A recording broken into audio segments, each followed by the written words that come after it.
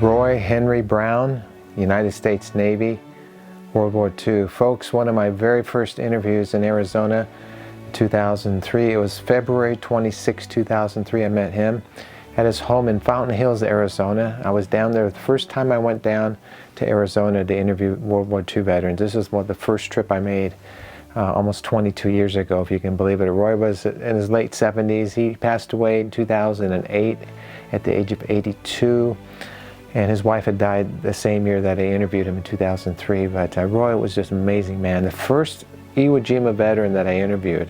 He enlisted in the Navy in 1943, became a hospital corpsman, Navy corpsman, a platoon corpsman with the 5th Marine Division, 27th Regiment, 2nd Battalion, E Company, Echo Company, folks, and he tells an amazing story.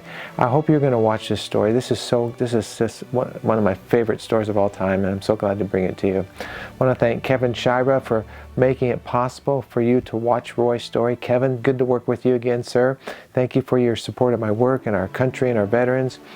And it's a blessing working with you and getting Roy's story out there today. And I just say God bless you, Kevin. Folks, if you'd like to become involved with this work, there's information in my video description, below the video, in the comment section of the videos. You can donate, or on my website, larrycapetto.com. I would encourage you, like Kevin, to step forward and do so. There's some great stories on my Sponsor a Veteran page. You just click on the picture that you want, include the name of the veteran, I'll do the rest. And I also want to give another invitation for veterans out there to come to my home here in Colorado. I'm available to interview you. I'm not traveling as much, so the chances of me getting to you are probably slim. But I would like you to come here. I just had a veteran from Pennsylvania, Tom Brady, Vietnam veteran. Hopefully you've seen his story. Come here, and I just invite you, so there's an open invitation. So get a hold of me, and we can talk about interviewing you here at my home. And what a blessing that would be. I want to honor Roy Brown. Like I said, one of my very first interviews, close to my heart. The World War II veterans are the first love of my work, folks. Always will be, and most of them are gone now. Roy's been gone a number of years, but he tells a tremendous story. First wave in on Iwo Jima as a Navy corpsman, and you can only imagine what he saw. And just such a well-spoken man, as you'll hear him in this interview. And I'm just so happy to bring his story to you today. So, folks, subscribe to this channel if you haven't. Share these videos with others. Voices of History Radio, I invite you to listen to Voices of History Radio. I want to keep it on the air. We need some listeners, so just go there if you want to help donate to that work.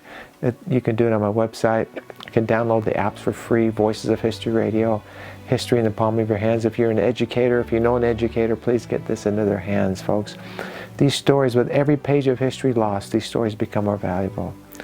And, you know, we're fighting for the same freedoms today in our own country that our veterans fought for on foreign soil. We've got an election coming up. It's the battlegrounds are there for us to fight. And if you know how to pray, I would invite you to pray for this country, folks. And our veterans did not die in vain. And contained within these stories are why we are free. God bless you.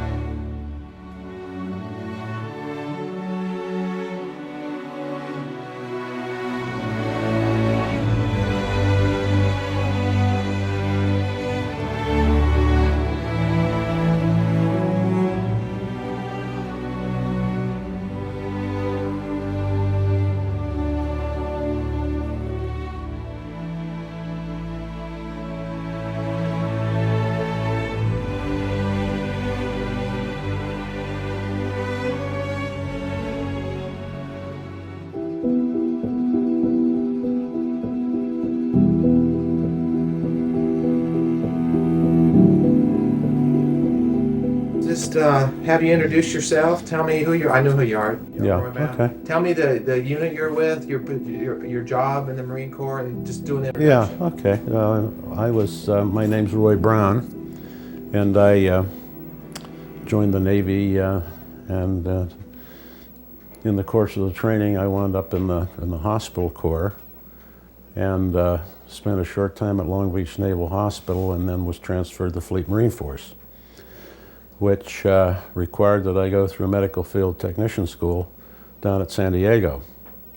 And the completion of that training, incidentally, we did move the hospital corps school up to, or the medical field technician school up to Camp Pendleton, and it's still there today. And at that time, the 5th Marine Division was being organized, and I was placed in the 27th Regiment, 2nd Battalion, and E Company, assigned to E Company. So everything was just getting underway then as far as the division was concerned. So I was a platoon corpsman. There were 9 of us in the company. And as I told you, the Red Crosses were dispensed with in Europe. Army troops wore the Red Cross. So you want me to talk about how we went to Iwo or the training on the? Actually, what I would just want to hear is that story again. You told me about you're getting ready to go into the assault landing crafts. Yeah. And tell me the story again about the nets and the men that were working that, and the fact that it was hard. You said, just go ahead and tell me. Okay.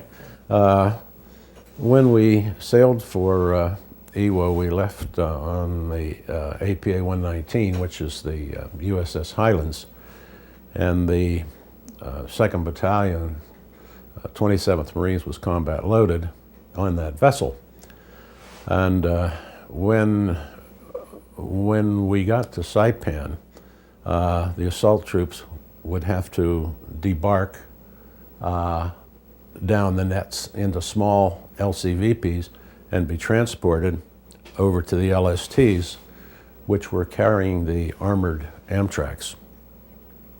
And unfortunately, the weather was not cooperative. We were catching rollers and up and down motion of the boats. And one thing that has to be done when you're loading an LCVP is the coxswain will hook what is called a sea painter up to the side of the ship, and then he'll back off against that sea painter and try to hold the boat against the ship. And in an ideal situation where you don't have any wave action, why, it works fine. But when you've got the ship rolling and the boat's going up and down, with the nets down over the side and men trying to come down in, you have to pull those nets out. You'd have probably 9 men, three rows of 3 each coming down at the same time. But sometimes that boat would just drop completely out, and when it did, the fellow that's handling the nets, trying to hold it away from the ship to give the troops coming down some control over their descent, the fellow holding it would go halfway up the side of the ship, and then as the ship rolled back over and the LCVP flew up, he had to try to pull the net in, and sometimes they were not successful, and fellows would arch their back, and some legs would get trapped down there, and could be injured. But one of the things that the fellows did was recognize, through our training, recognizing that we had a bad wave situation. They'd come halfway down the net and wait for the boat to come up, and then release and fall over backwards into the boat. So as I said, our ship's company said that we were the only ship that didn't kill anybody in that transfer, and I don't know whether that's true or not. But we did have 3 British Marines that were going to land with us, and one of them got his leg caught and broken, and he never did make the landing. But I was fortunate.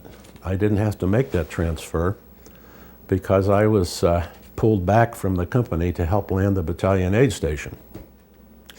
So my assignment was to land in the first wave of Higgins boats, or LCVPs, and in our training we had a landing on Maui, and we didn't know what we were doing. We went in and made a right turn, and that was fine and all that. And then when we got to Saipan, they offloaded the boats down the Welland Davids, and we went over the side and made a run on Saipan Beach, but didn't land, turned around, and came back.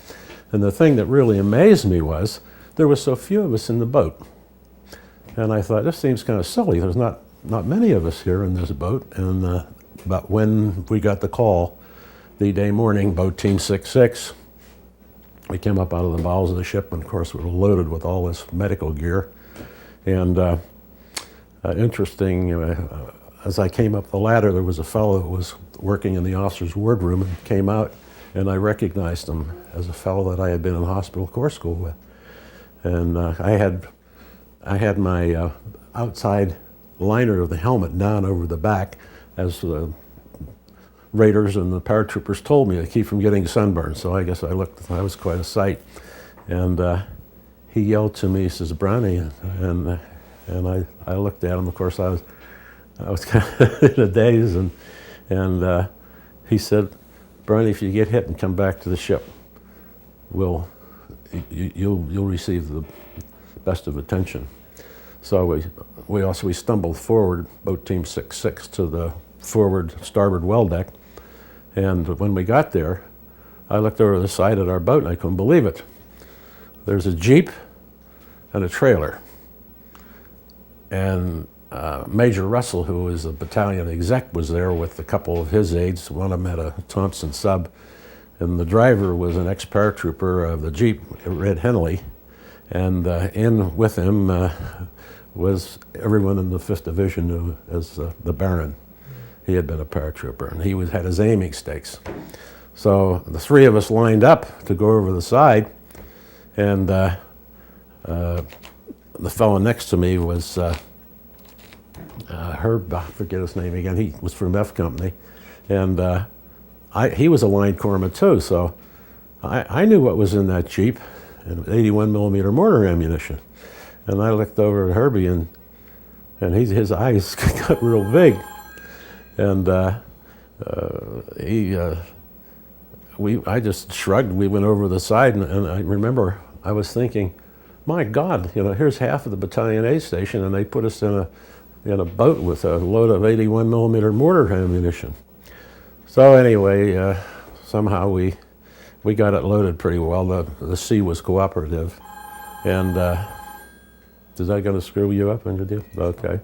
Anyway. We were anchored south of Suribachi, and we proceeded in a line toward the island.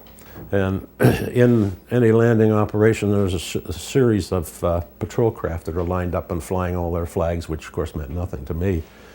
And our coxswain was having a difficult time maneuvering on through these boats and or ships, and he had lost his, he got hung up on the reefs at Tarawa, and he had lost his boat there, so he was a little apprehensive. And just then an LCM cut across, which is a larger landing craft type vessel more for vehicles or tanks. And he cut across, and our coxswain threw it into reverse, and we T-boned him. And I thought, that's it, we've had it, and I was ready to throw off my gear. And but while the LCVP was really shook, it remained seaworthy and everything was fine, but obviously a young naval officer panicked on one of those boats, and he screamed over the loudspeaker system, "Put that man on the 119 boat on report." Well, it relieved the tension because I could hear the people in the other boats laughing. It kind of relieved the tension. Here we're going in maybe to get killed, and this officer's worried about putting a coxswain on report. But we proceeded to the beach, and he had the coxswain, who I got to know in these practice landings, and he told me, taking the governor off, and he was turning about 3,000 revs on that engine. And he said, I'll get you there. Well, he did. And I thought we were a little bit to the left of where we were supposed to be, because we were closer to Suribachi than I felt we should have been. But anyway, we hit the beach and the ramp went down, and Red Henley had the engine going on the Jeep, and he tore out over the ramp and out, and he hit that volcanic stuff, and that was it. And the corpsmen all filed out, and I branched off to the left. There was a little overhang, and threw myself in there, and I wanted to see what happened, to get my bearings, you know. And what happened was that the trailer with the 81 millimeter mortar ammunition was hung up on the ramp, and our coxswain was trying to back off from under it, and he was grinding away, and finally he got a little bit of a wave, lifted him a little bit, and he gunned it and backed off, and he spun his boat, and his two seaman assistants were cranking up the ramp, and he took off. And as I watched him take off, I saw a body in the water, and I threw off my main pack and ran out. It turned out that it was an Indian that had been badly hit, and I was able to drag him out of the surf and up onto the sand. And when you're 18 years old and you've got your first casualty, and who's been really disemboweled, and he was chanting. And now that I've lived in Arizona, first I thought he was a Navajo, but I've learned to recognize the difference between the various tribes, and I'm convinced he was a Pima. So I got him on the beach, and I really didn't know what to do. And I thought, well, he isn't going to live. I'll try to get some morphine in him. And after that sixth wave, all these explosions were taking place on the landing and everything. And there was an older fella, Elmo Eastman, had been in the battalion headquarters, and he was loaded, and somebody started yelling for a corpsman, and I turned around, and I knew my first patient was dying, so I looked at Elmo, and he was going sideways up the first embankment rather than crawling. Well, Elmo hadn't trained with the line company. There was a hellacious explosion on that ramp, and I saw him crumble. And I had run, then I ran down. I thought it was an officer got hit, and he got up and ran and jumped in one of the LCVPs at the succeeding waves, and I cursed him out, and I ran back and climbed up. Elmo was completely yellow. He was gone. So I went back down and got my pack and loaded up and crawled up the first embankment. But there was a Jap ship that had been sunk off the coast, and later I told the guys, I said, hey, you guys should check that thing out, because we took fire from it. And Red Henley was hit in the back, and when I went off the LCVP, he was slumped over. I thought he was dead, but I learned subsequently he did live. But anyway, it was the Baron stripped off the .30 caliber machine gun and off of the Jeep and charged up the beach, dragging the machine gun belt, and then was. I really didn't know any people there, and I felt we were in the 28th, and suddenly the battalion ping pong champ who used to clean up on me, I thought I was pretty good, but I saw him and he recognized me, so he helped me with the pack to go up, and I told him, I'm screaming at him, I said, we're too far to the left, and he thought so too, so we bore off to the right as we went up and got up on top and started to get with our people and the assemblage of the aid station. Of course, it's nothing goes by the book. It's kind of a mad situation, you know. With it's really complicated when you get right down to it, trying to get everything organized. And one of the fellows recognized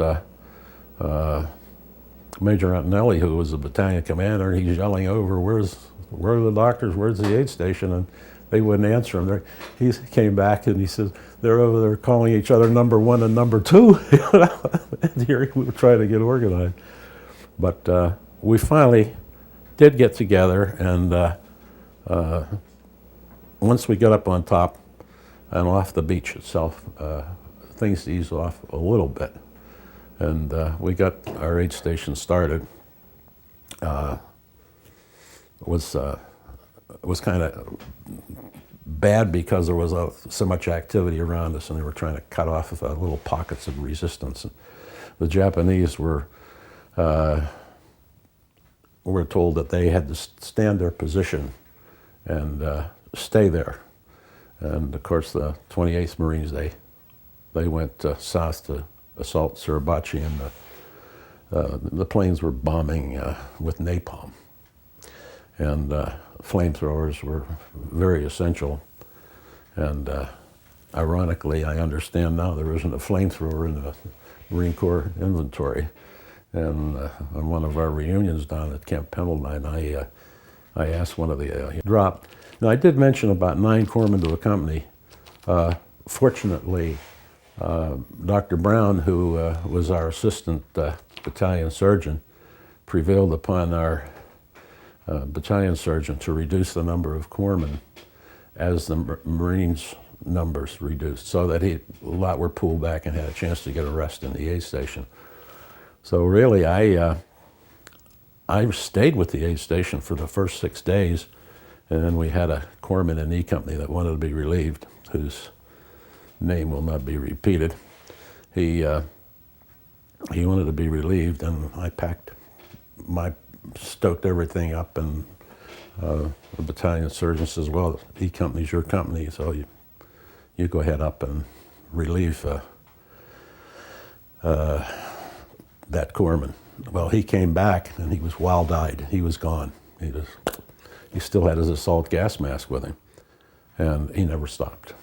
He went back to the beach, and the Texan, and along with another Texan that decided they didn't want to participate, later used the excuse that they didn't know where we were.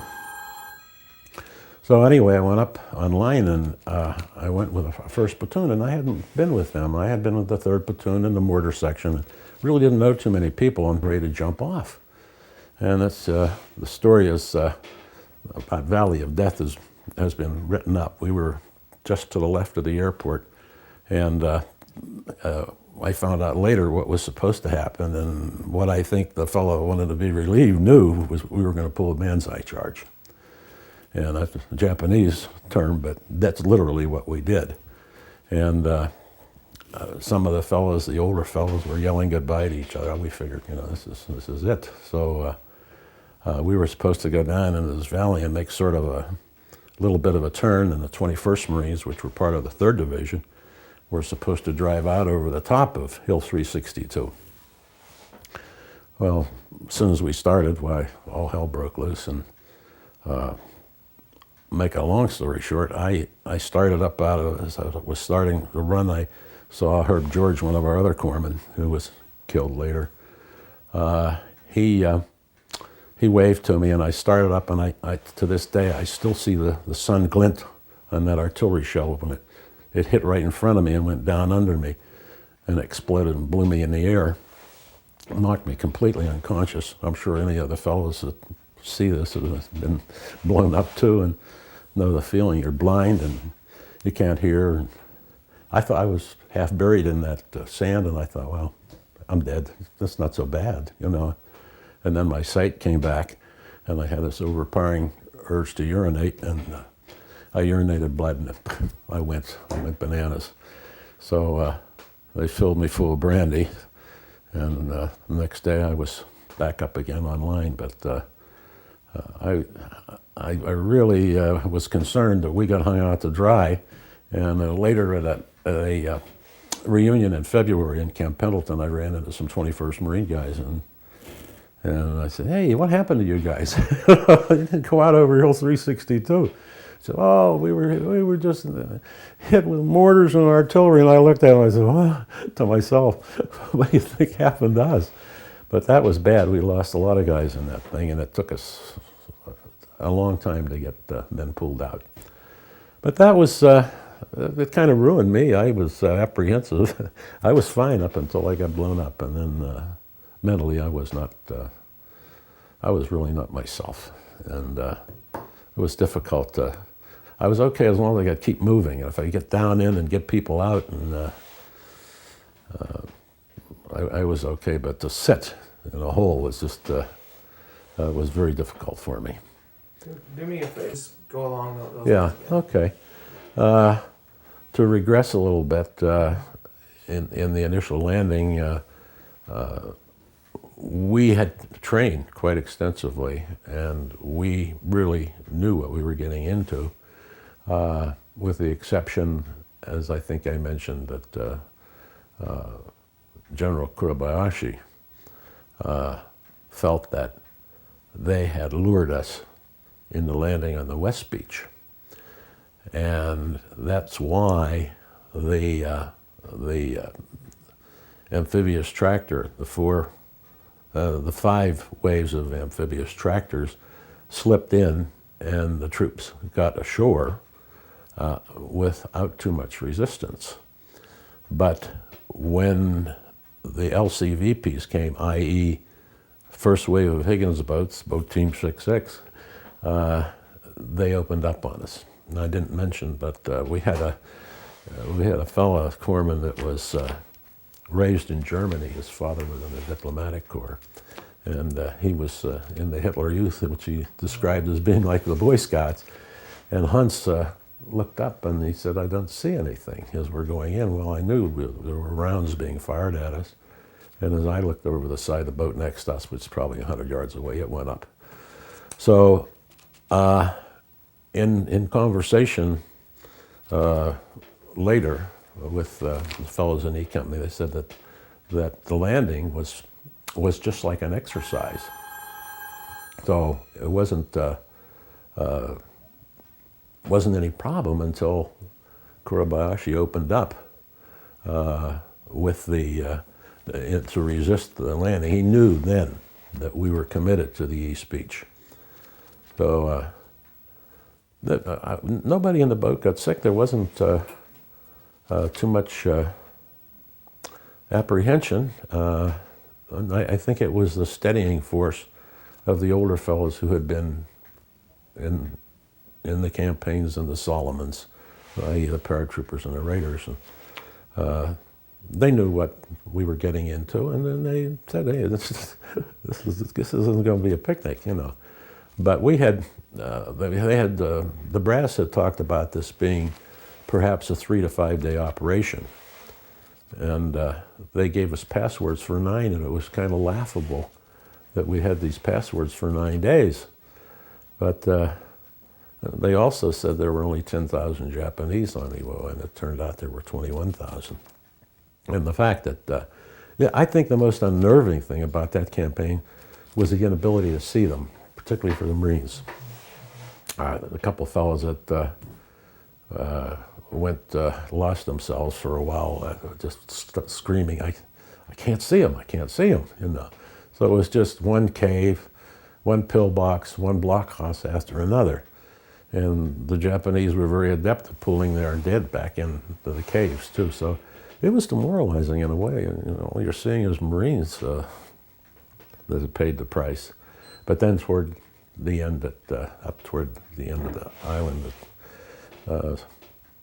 we started to see more bodies. And I think that we got to Kurabayashi's headquarters because it was a big depression, and we could hear them. It's the weirdest feeling.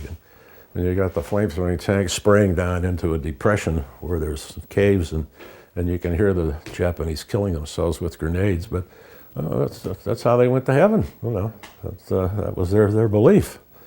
So I think that's why they disrespected any of our troops that surrendered, was because they felt they should have been killed in battle.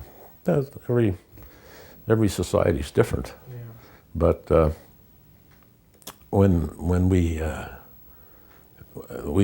were blasting away there with the flame-throwing tanks, and a couple of the Japs tried to run out of this cave, and they cut them down. And finally, an officer said, "Wait a minute, we got to get one out of there alive."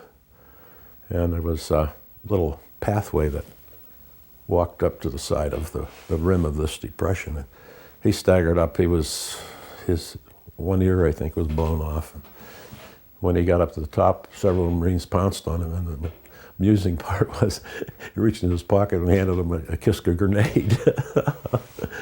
But anyway, they took him back, and I have a picture of that I showed you, Larry.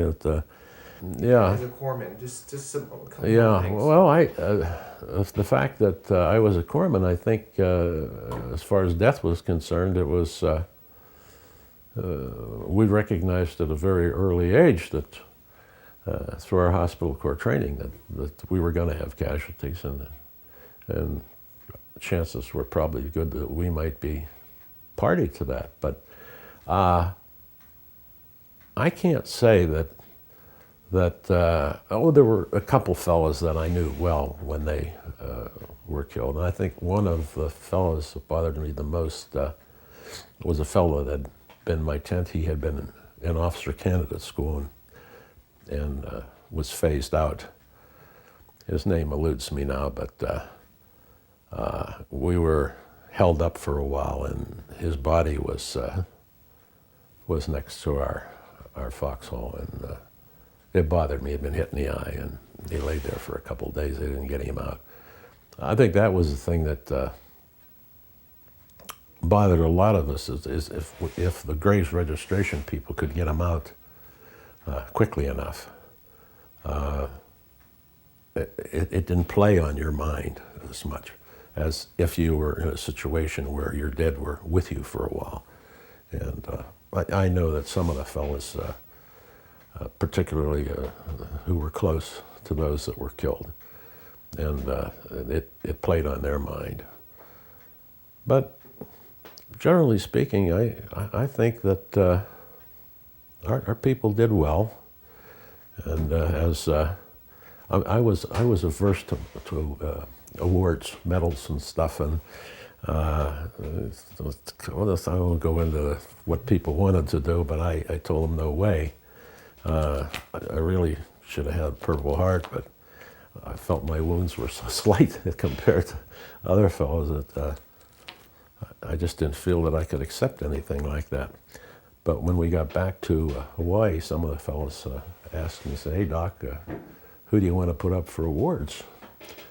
And my response was, well, put everybody up that got killed. At least their mothers will have something. And they thought, oh, well, we can't do that. Well, an interesting sidelight to that is years later, some of the fellows that did get the awards had some problems mentally. One in particular, we got a Navy Cross. I was hearing some stories about the young men were crying out for their mothers when they were dying. I mean, is that something you heard, or is that something that you encountered? You know, you mentioned the Indian was chanting, but I thought... Well, he was chanting, yeah. But if you didn't, that's fine. I'm just wondering if you... Yeah, that, or did you feel productive in what you did? Did you feel like it was useless? You're not helping anybody? Did you feel good about what you're doing? Yeah, of course, like I said, when I got blown up, I lost a lot of my pace, personal and company effectiveness. I really did, because I got a little jumpy. I was, when we moved on down, and there was one situation where we were, after we had made that banzai charge down into the so-called Valley of Death, and we had to go down and get the wounded out later after I got myself all brandied up. And some of the fellows had come up from the rear, and they were senior to me in rating. And we were going down to get the wounded out. And they said, well, what do you think we should do, Brownie? And I said, well, for me, I'd head down to the West Beach. I said, there's a lot of dead Japs down there, and it's messy, and there's barbed wire and stuff, but there's a lot of kunai grass cover, and work our way up to the base of the hills. I mean, were you guys standing in it? Were you sitting in it? Oh, no.